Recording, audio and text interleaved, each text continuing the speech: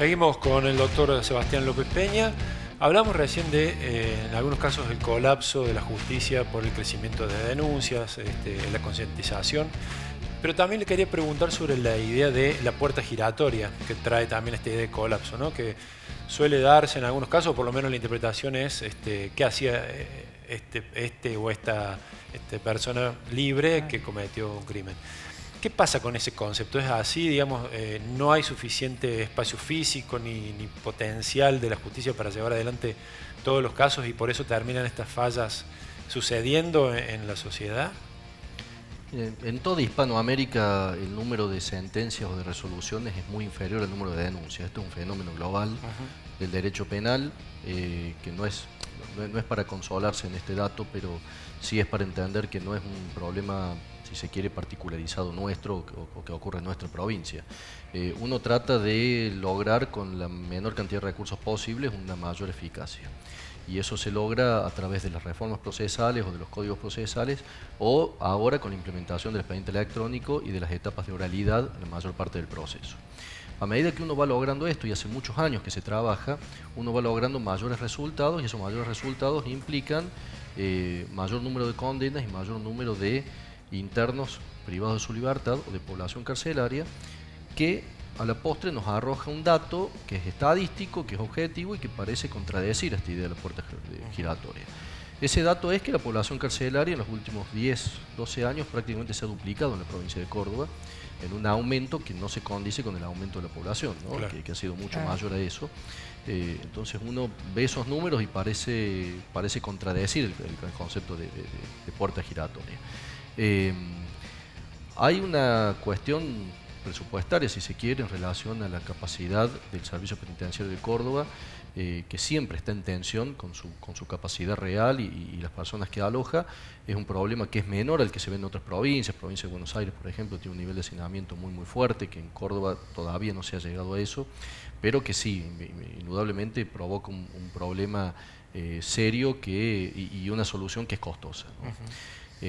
Siempre en esto la sociedad tiene una mirada un poco, lo digo con todo respeto, un poco cómplice en el sentido de que desatiende, digamos, la opinión pública en general, las necesidades que el servicio penitenciario o las cárceles requieren, pero luego, bueno, hay que darle una solución a esta problemática. Esa solución implica, bueno, un nivel presupuestario importante para la provincia, que muchas veces no es, desde el punto de vista político lo digo, no es simpático, ¿no? Invertir en cárceles y no en... poco marketinero. O invertir en cárceles en vez de en hospitales, de escuelas. ¿Pero sería cuestión física? ¿Harían falta más cárceles, por ejemplo? Es que una cuestión física ampliada implica mayores recursos también, bien, claro. No solamente en equipos técnicos. Alimentar a esas personas, poner los agentes penitenciarios, exacto. Los técnicos, los psicólogos, nutricionistas, etcétera. Todo lo que conlleva, digamos, la vida. Y con una idea de rehabilitación, ¿no? De reinserción. Para que sea buena tiene que haber una contención. No solo es llevar al preso, mantenerlo ahí, sino darle una oportunidad. Claro, luego esto es una solución si se quiere cara. Pero, insisto, se están sacando cada vez más sentencias por año condenatorias, lo cual en relación a la capacidad, primero al aumento de tribunales y al aumento de la población, el número de sentencias condenatorias ha sido muy superior. Con lo cual, doctor, ¿tiene presente qué cantidad cuánto es la población carcelaria? En este momento creo que alrededor de 11.000 internos. En toda la provincia. En toda la provincia. Hay una especie de contracara de esto, bueno, hay un planteo de algún sector de los abogados penalistas que han reclamado en algunas oportunidades, por lo menos a través de medios de comunicación, una aplicación de parte de la justicia de la provincia excesiva en algunos casos, o que ellos consideran excesiva, de la prisión preventiva, ¿no? Cuestionando un poco el criterio con el que se aplica acá en Córdoba. ¿Cuál es su mirada sobre eso? ¿Es así? Digamos, es un reclamo que va como contramano de la pregunta anterior, claro, ¿no? Pero bueno, existe también. Bueno, en derecho es así, las dos miradas sobre una misma situación. El cura Brochero se queja de lo mismo. de la prisión preventiva y de los altos niveles de prisión preventiva o de personas que están procesadas con las personas que están condenadas. Es un problema histórico en Córdoba. De todos modos, los criterios sobre la prisión preventiva han variado en los últimos años con fallos de la Corte muy puntuales respecto a cuáles son los criterios que tienen que aplicarse. Y luego voy a lo mismo, si se aplica bien o se aplica mal, eso hay que discutirlo expediente por expediente. Nosotros resolvemos, porque llegan hasta el Tribunal Superior casaciones en materia de prisión preventiva, discutimos y resolvemos mucho sobre este aspecto, ¿no?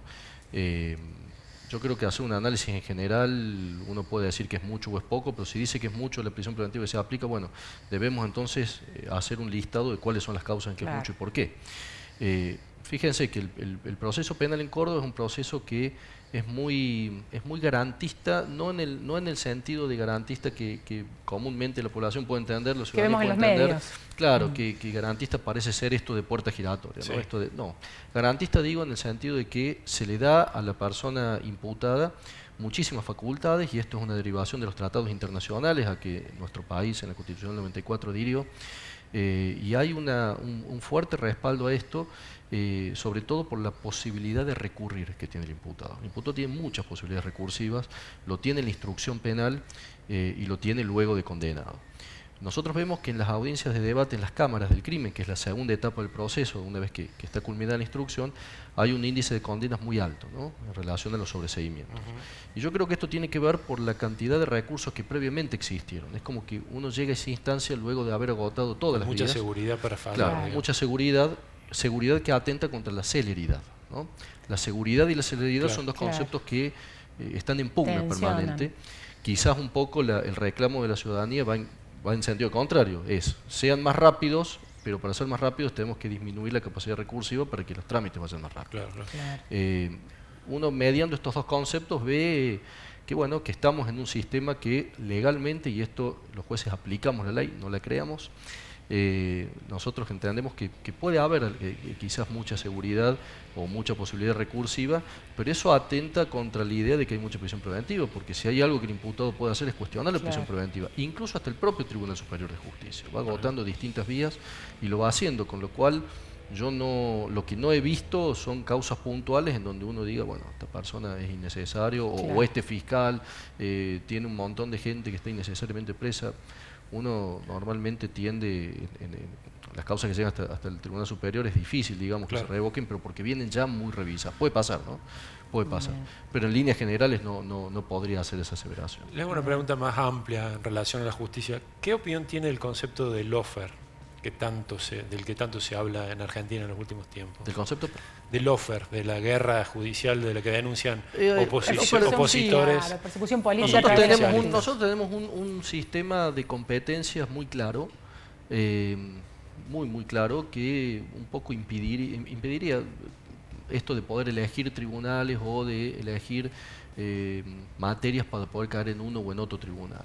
El sistema de competencia en la provincia de Córdoba está muy predeterminado.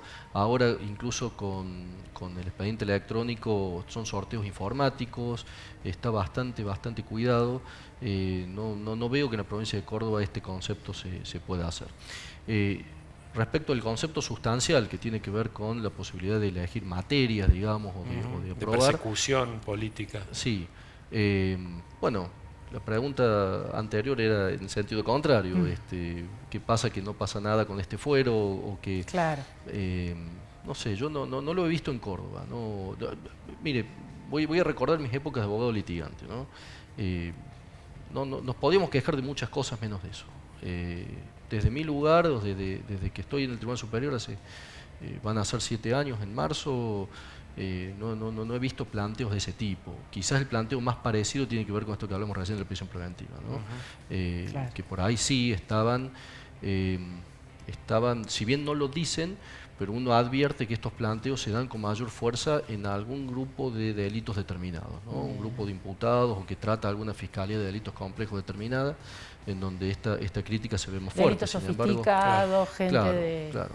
Pero fíjese, nosotros hemos tenido por ahí consultas de organismos internacionales de derechos humanos respecto a tal o cual persona, y esas personas son personas de alta capacidad económica o de Claro. estratos sociales altos respecto a una delincuencia de lo que se llama de guantes blancos, si es que se confirmara, y no por las personas más vulnerables, ¿no? Paradójicamente se da esa situación, Ajá. con lo cual es también parte de la misma respuesta a su pregunta. Pareciera todo ir en sentido contrario a eso, ¿no? Al menos en la realidad nuestra, Bien. de la provincia de Córdoba. Doctor, me interesaba mucho preguntarle del tema vacunas, en dos sentidos, ¿no? Vacunas contra el COVID, por supuesto. Por un lado, la situación en el Poder Judicial, ¿no? De qué cantidad de empleados y cómo está marchando, porque ahora estamos viviendo una ola nuevamente. De empleados que este grupo, este universo que resistió vacunarse, que algunos tienen que, habrá renuncias, eso es lo que le quería preguntar, si hay renuncias, si hay gente en licencia sin goce de sueldo, y cuántos son los que están yendo y si están haciendo los PCR, si eso está funcionando bien, por un lado. Y por el otro, más hacia la sociedad, ¿cuál es la mirada que tiene respecto de la judicialización de esto, ¿no? Porque ya ha habido algunas presentaciones, una acá en Córdoba, en la Justicia Federal, contra el pase sanitario, y hay un planteo en algún sector que uno escucha, sobre todo de los empresarios, de que falta alguna ley que exija la vacunación, que permita exigir la vacunación. Por ejemplo, a un empleador, ¿no? Exigir que el empleado se vacune para pagar el sueldo, etcétera. Que falta marco legal, ¿no? Esos dos capítulos. El Tribunal Superior dictó una normativa en relación a las vacunas que tomó una repercusión nacional, en los medios nacionales, que honestamente no esperábamos que así ocurriera, nos sorprendió, pero que sin necesidad de que nosotros interviniéramos de ninguna otra manera, terminó bastante consolidada esa posición, ¿no? Y que tuvo que ver con compatibilizar los derechos de aquellas personas que no se quieren vacunar con los derechos de aquellas personas que, vacunadas, nos planteaban, en un universo de 8.400 agentes judiciales, como tiene el Poder Judicial de Córdoba, nos planteaban su incomodidad por compartir espacio con un no vacunado, ¿no? Entonces, se tomó esa decisión de, bueno, no podemos exigir la vacunación, pero sí podemos exigir una prueba que en un principio era PCR, luego fue por recomendación de la autoridad sanitaria una prueba semanal de antígeno para poder compatibilizar ambos conceptos. De un universo que en un principio eran unas 500 personas que no estaban vacunadas, se redujo casi al 10%, creo que es alrededor de 50 personas no vacunadas, más otras 50 que por prescripción médica no pueden hacerlo, que eso está ¿El resto se vacunó? El resto se vacunó. Y los que no se vacunaron presentan la prueba de antígeno semanal para ir a trabajar. Hubo un par de renuncias de empleados que bueno, decidieron renunciar al Poder Judicial, y hubo contadas con los dedos de una mano, les diría, algunas licencias sin goce de sueldo de quienes se negaron a hisoparse. Ellos plantearon, algunos de ellos plantearon alguna serie de recursos administrativos que fueron rechazados, y hubo una presentación en la Cámara de Contencioso Administrativo, lo que es una presentación judicial que también fue rechazada en la primera instancia. De manera tal de que pareciera un concepto que está bastante consolidado, ¿no? Hemos recibido después de eso muchísimas consultas de organismos de todo el país para ver cómo había sido la experiencia, y la verdad que nos ha ido bien. Respecto a lo del pase sanitario, bueno, acá me comprende en general la ley por cuanto un adelanto de opinión mía en este sentido puede llegar a inhibirme a intervenir en un planteo que puede llegar. Lo anterior no, porque yo fui parte de la decisión, ¿no? Administrativa.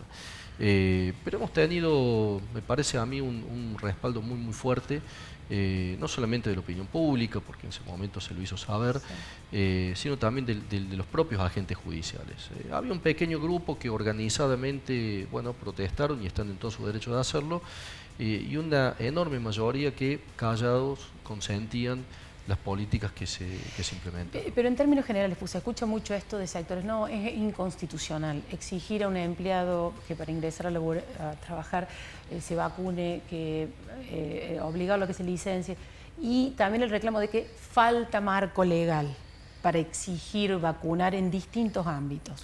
Eso La pandemia nos coloca en una situación donde no encontramos precedentes. Una de las fuentes del derecho, que es la jurisprudencia, son precisamente eso. ¿Cuáles son los precedentes? Estamos en una situación que vamos haciendo camino al andar aquí y en cualquier lugar del mundo, en donde todas las situaciones o las soluciones posibles van a ser discutibles. Está bien que así sea, por otro lado, porque uno tiene que escuchar la totalidad de los planteos, de las opiniones, de los conceptos. Uno por supuesto, tiene una opinión formada. Yo en el carácter en el que me encuentro como juez del máximo tribunal no puedo adelantarla hasta que lo resuelva en una sentencia. Bien, hasta que haya un planteo puntual que los relación a un hubo caso. y que seguramente llegarán. Algunos pueden ser en el ámbito provincial, otros en el ámbito federal. Por supuesto uno tiene opiniones fundadas, pero insisto, el criterio que vamos haciendo camino al andar y el criterio que hemos adoptado ha quedado consolidado y a Dios gracias nos ha permitido con la totalidad de los empleados judiciales poder prestar el servicio de justicia, que en definitiva es nuestro mandato y el paradigma que nosotros debemos cumplir. Una de las últimas, en mi caso, después de hablar de todos los temas, ¿qué opinión cree usted que tiene hoy el cordobés, el ciudadano común, de la justicia, del funcionamiento de la justicia de su provincia?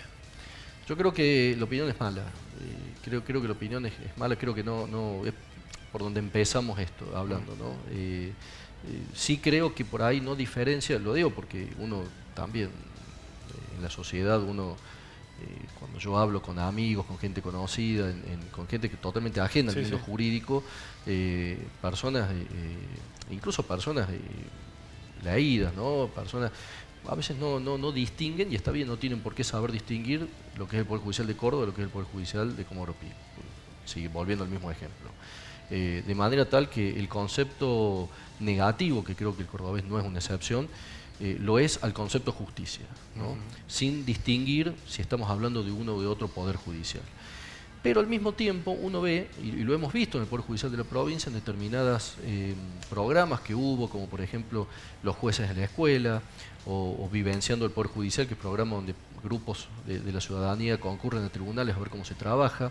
¿Saben dónde? En los jurados populares. Los jurados populares, que son ciudadanos comunes que concurren a formar parte de una decisión. Uno ve las encuestas antes de que intervengan como juzgado y posteriores, y la imagen de la justicia para ellos cambia radicalmente. De manera tal de que estamos embarcados en este proceso de comunicación para que la gente nos conozca. Cuando les hacía mención al programa de referentes judiciales comunitarios, bueno, es eso, es el contacto directo con la gente. Claro.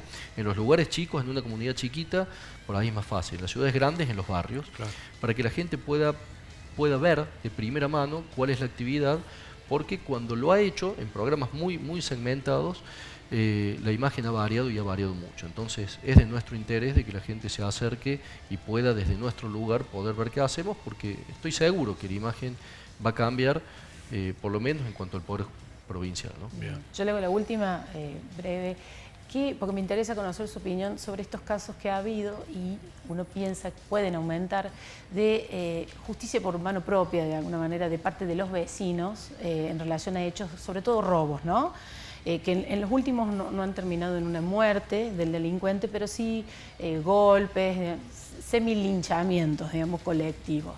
¿Le preocupa eso? ¿Cree que la justicia tiene que intervenir en esos casos, digamos, aplicando la sanción que corresponde, en el sentido de frenar una escalada? Está obligada a intervenir porque hay una disposición legal muy clara al respecto. Y si algo uno como juez no puede hacer es ignorar la ley.